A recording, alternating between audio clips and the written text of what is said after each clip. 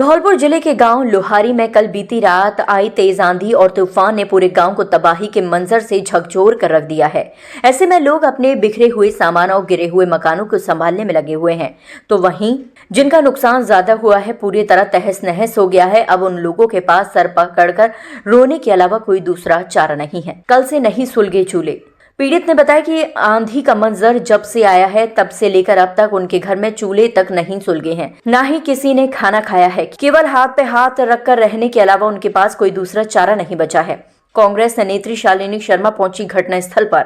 ऐसे में जब हमारे चैनल की टीम ग्राउंड कवरेज करने पहुंची तो वहां कांग्रेस नेत्री एवं समाज सेविका शालिनी शर्मा घटना स्थल का जायजा ले रही थी। इसी दौरान जब शालिनी शर्मा से हमारी टीम ने इस घटना को लेकर बात की तो क्या कुछ कहा शालिनी शर्मा ने, आप सुनिए हमारे चैनल के एडिटर इन चीफ सचिन शेडवाल के साथ इस विशेष रिपोर्ट में।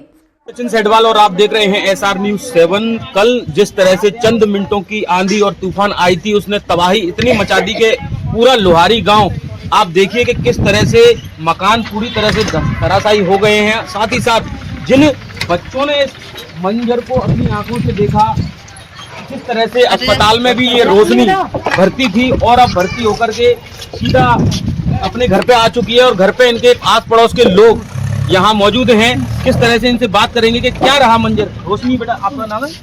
रोशनी। रोशनी बेटा, कहाँ थी ये पूरी आंधी वगैरह आई थी जब? कमरे में दब गई। कमरे में मतलब कितने बजे की बात है ये? 9 बजे की। क्या कर रही थी? पढ़ रही थी, सो रही थी या खाना खा रही थी? पढ़ रही थी। तो एकदम से आंधी आई और ये मतलब कैसे गिरा ये पूरा मकान? पूरा हल गया। घर में और कौन कौन था? सारे लोग कौन कौन? सबका नाम लियो।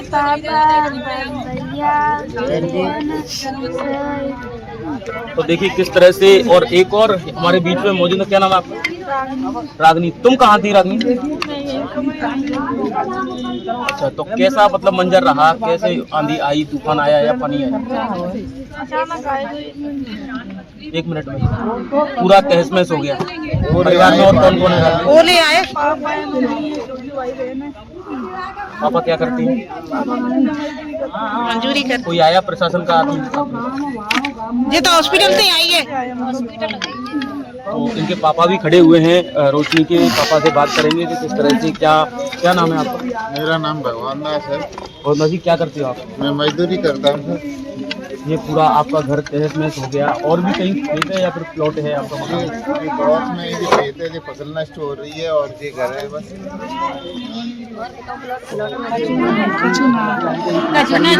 बनाया है, मैं बहुत गरीब आदमी हूँ, ऐसे तैसे करके बनाया है। प्लस्तर भी नहीं कर पाया, अभी साल भर हुई है और अपने बच्चों को पाल रहा हूँ। तो ऐसा कुदरत ने मेरे साथ ऐसा हादसा कर दिया कि रहने के लिए कुछ है नहीं। तो कितने बच्चे हैं आपके? मेरे बच्चे दूर की तो शादी करती है, एक तो जो बच्चे यहीं पे थी और 3 बच्चे, एक बच्चा, 2 हमें। थोड़ा सा उस मंजर को बताइए कि जहाँ को देखिए अपना था। कितने बजे की ये घटना थी? हम जी 9 पौने 9 बजे की घटना है। हम अंदर थे, इसमें जो तूफान आ रहा था, वो बिजली कट रही थी और ओले की आवाज़ें आ रही थी। तो हम निकलने की कोशिश की, जब तक तो हमारे मकान ऊपर गिर पड़ा है। चीख पुकार मिली है मतलब भाग? चीख पुकार उसमें ही वो थोड़ी सी हमें सपोर्ट मिल गई थी। उसके तार था, उसके पास नहीं आ गए थे, उसको निकलने की सोच रहे थे जब तक अपनी दीवार गिर पड़ी। फिर मैंने, मेरे बेटा छोटा सा ही है, हम दोनों ने कसरत की। सब लोग अपने मकानों के अंदर थे, हम ही बाहर निकल गए थे। फिर बाहर पहुंचे दूसरे लोगों ने, फिर हमें बिठाया अपने घर में। तो मतलब अभी कोई खाना वाना नहीं बनाया? कोई खाना वाना कुछ नहीं बनाया है, कुछ नहीं खाया है।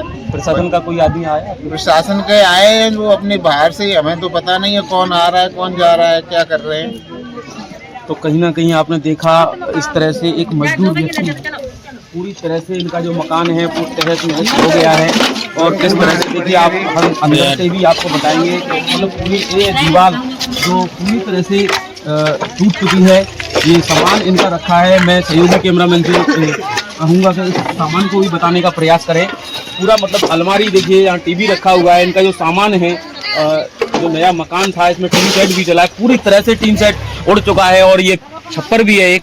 साथ ही साथ आप देखिए कि किस तरह से जो पीछे दीवार डली, पीछे उसमें सामान भी लगा हुआ है।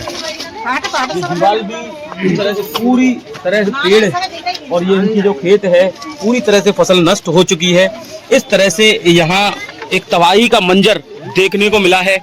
और देखिए आपका पूरा सामान इस तरह से, लेकिन गनीमत रही कि कोई बड़ा हादसा यहाँ नहीं हुआ, कोई जनहानि नहीं हुई। हल्की चोटें आई जिनको लेकर के भर्ती कराया गया सरकारी अस्पताल में, और अस्पताल में भर्ती कराने के साथ साथ इस तरह से इनको इलाज मिला और अब छुट्टी करा के आई है। अब हम यहाँ कवरेज करने आए तो हमें यहाँ कांग्रेस नेत्री शालिनी शर्मा नजर आई, जिस तरह से इन्होंने गांव का भ्रमण किया। इनसे बात करेंगे कि क्या क्या इन्होंने देखा यहाँ पर आके। मैडम, ये पूरी तरह से मंजर हो गया, आप कितने बजे आए थे? हाँ, मुझे अभी आए हुए यहाँ पे करीब आधा घंटा हुआ है। इनका घर देखकर ऐसा लग रहा है कि अगर कल हम ये मंजर आंखों से देख रहे होते तो शायद हमारी आत्मा तक कांप उठती। छोटे छोटे बच्चे थे, ये अंदर सब सो रहे थे। किस तरह से गांव वालों ने मदद करके इन्हें बाहर निकाला। सबसे पहले तो मैं लुहारी के जो गांव वाले हैं उनकी प्रशंसा करती हूँ कि उन्होंने अपनी जान जोखिम में डालकर अपने साथ रहने वाले लोगों की रक्षा की और उन्हें बाहर निकाला। इन्हें देखकर मतलब ऐसा लग रहा है कि 1 मिनट की जो आंधी आई थी वो पूरे धौलपुर में तहस नहस मचा गई। बहुत बुरा मंजर है। अगर कोई अपनी आंखों से, प्रशासन यहाँ पर आए, कलेक्टर साहब यहाँ पर आए, भजनलाल सरकार यहाँ पर आए और इनको सबको देखेगी तो शायद उनकी आत्मा तक कांप उठेगी। मैं आपसे बस एक अपील कर रही हूँ जिला प्रशासन से, हमारे भजनलाल सरकार से, कि बहुत ही गरीब तबके से ये आते हैं। इनके पास किस तरह से इन्होंने मेहनत कर करके अपनी एक एक ईंट जोड़ के इस मकान को बनाया था। आज वो मकान पूरा तहस नहस हो चुका है। आप कृपया इनकी मदद करिए, क्योंकि अगर इनकी मदद नहीं की गई तो आपके ऊपर से जनता का विश्वास पूरी तरह से हट जाएगा। बच्ची है, उसके सर पे टाके आए हैं, बच्चे के सर पे टाके आए हैं। ये लोग किस तरह से इस चीज को सहन कर रहे हैं, इनमें शक्ति है कि इसको सहन कर रहे हैं। मेरी बस जिला प्रशासन और भजनलाल सरकार से एक ही दरखास्त है कि इनकी जो भी हानि हुई है इसकी क्षतिपूर्ति करें, इसमें समय ना लगाएं, क्योंकि ये आपदा किसी पर भी आ सकती है। अगर आज आपने इनका साथ दिया तो शायद जनता का आपके ऊपर विश्वास बढ़ेगा, और अगर आज आप इस चीज से चूक गए तो आप समझिए जनता समझेगी नहीं आपको कुछ भी, क्योंकि इस समय ये इस मनोस्थिति में है कि इन्हें कुछ भी समझ नहीं आ रहा। इनका एक बच्चा है करीब 10-12 साल का,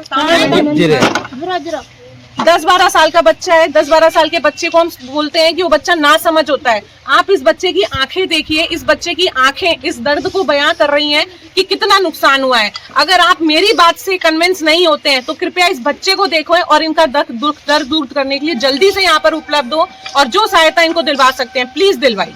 मैं ये कहना चाहता हूँ कि किस तरह से कल की ये घटना थी 10 बजे, हमारे चैनल ने भी बड़े प्रमुखता से इसको दिखाया। साथ ही साथ आप हमें नजर आई एक राजनेता के रूप में, तो कहीं ना कहीं आप भी राजनीति से जुड़ी हुई हैं। मैं ये कहूँगा कि इस मंजर, एक मजदूर का मकान पूरी तरह से तहस नहस हो गया है, तो कहीं ना कहीं जो लोग हैं, प्रशासन का भी कोई आला अधिकारी इनके पास अभी तक नहीं आया, साथ ही साथ कोई राजनेता भी नहीं आया आपको छोड़कर। आप एक ऐसे राजनेता हो जो भले ही सरकार कोई सी भी हो, इससे कोई मतलब नहीं है। साथ ही साथ एक जो मजदूर व्यक्ति या कोई गरीब व्यक्ति है वो पूरी तरह से तहस नहस हो जाता है, तो कहीं ना कहीं उसकी सहायता के लिए ये कदम उठाए, ना कि इस मुद्दे को राजनीति से जोड़ा जाए। देखिए, राजनीति अगर किसी को करनी है तो राजनीति कहीं भी करता रहे, लेकिन ये जो स्थिति इनकी हुई है, अगर आप इस पर अपनी राजनीति की रोटियां सेकेंगे तो ईश्वर आपको देख रहा है और जनता भी आपको देख रही है। तो इसको राजनीतिक मुद्दा ना बनाकर एक अपनत्व का मुद्दा बनाएं, अपनेपन से यहाँ आए और इनकी मदद करने की पूरी कोशिश करें। इनके 2 बच्चे हैं। मैं आपके माध्यम से बोलना चाहती हूँ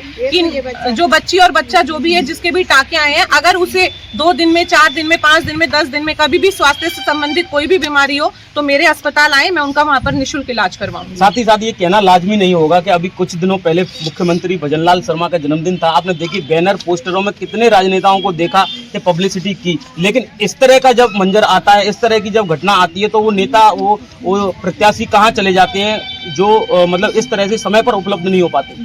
देखिए, वहाँ पर तो वो केवल अपना एक ऐड कर रहे होते हैं, अपना प्रचार कर रहे होते हैं। वो यहाँ डर के मारे नहीं आते, क्योंकि शायद पहले आकर वो बड़े बड़े वादे करके गए हुए होते हैं, उन वादों को उन्होंने पूरा नहीं किया होता, तो आज इनके सामने आकर वो किस तरह से मुंह दिखाएं। तो मैं सबसे यही कहना चाहती हूँ, जो कर सको बस उसे बोलो, झूठी झूठी डींगे मत हाको, क्योंकि तुम्हें बाद में आके जनता का सामना ही करना है। तो कम से कम अपने आप को ऐसा रखो कि आज इस विषम परिस्थिति में इनके साथ खड़े हो सको आगे। तो कहीं ना कहीं शालिनी शर्मा ने भी हमें इस तरह की एक जो सुझाव दिया, एक एडवाइस दी कि ऐसी स्थिति में लोगों के साथ खड़ा होना, सरकार कोई मायने नहीं रखती कि किस तरह से सरकार किसी की भी हो, लेकिन मानवता और इंसानियत ये कहती है कि अगर जरूरतमंद व्यक्ति के साथ हम खड़े हैं किसी भी रूप में, तो कहीं ना एक सहयोगी बनकर हम उसकी मदद कर रहे हैं। और ऐसी जरूरत आज इस मंजर को देखते हुए है कि किस तरह से सहयोगी कैमरामैन के साथ लोहारी से मैं